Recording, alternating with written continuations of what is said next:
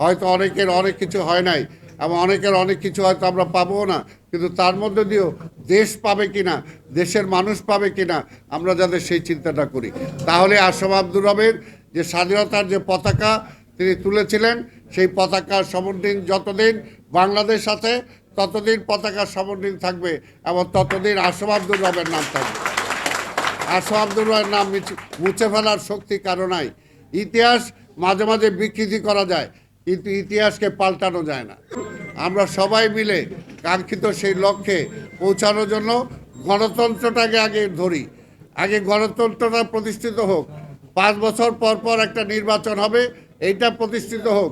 5 বছর পর পর নির্বাচন হবে এবং সেই নির্বাচন কোনো দলীয় সরকারের অধীনে হবে না, সেটা অন্তত কেয়ারটেকার সরকারের অধীনে হবে, সেটা অন্তত প্রতিষ্ঠিত হোক। এই পতাকা উত্তোলন শুধুমাত্র একটি ভূখণ্ডকে স্বাধীন করবার জন্য প্রতিটি কোনো ঘটনা ছিল না।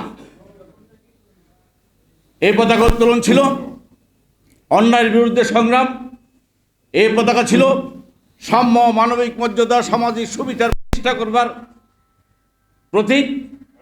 এই পতাকা ছিল বাঙালিকে বিশ্ব দরবারে মাথা উঁচু করে দাঁড়াবার জন্য, তার স্বাধীন ভূখণ্ড, তার পতাকা, তার মানচিত্র প্রতিষ্ঠা করবার জন্য এক বিশাল সংগ্রাম। বন্ধুরা, সুপ্রতিষ্ঠিত না হওয়ার কারণে বারবার কিন্তু আমাদেরকে দুঃশাসন, অনাচার, ফ্যাসিজম এ সমস্ত মুখোমুখি হতে হচ্ছে। সেই জিনিসগুলোকে আমরা কত দ্রুত কমিয়ে আনতে পারবো, কি করলে আমাদের ঐতিহাসিক সত্তাগুলো সুপ্রতিষ্ঠিত হবে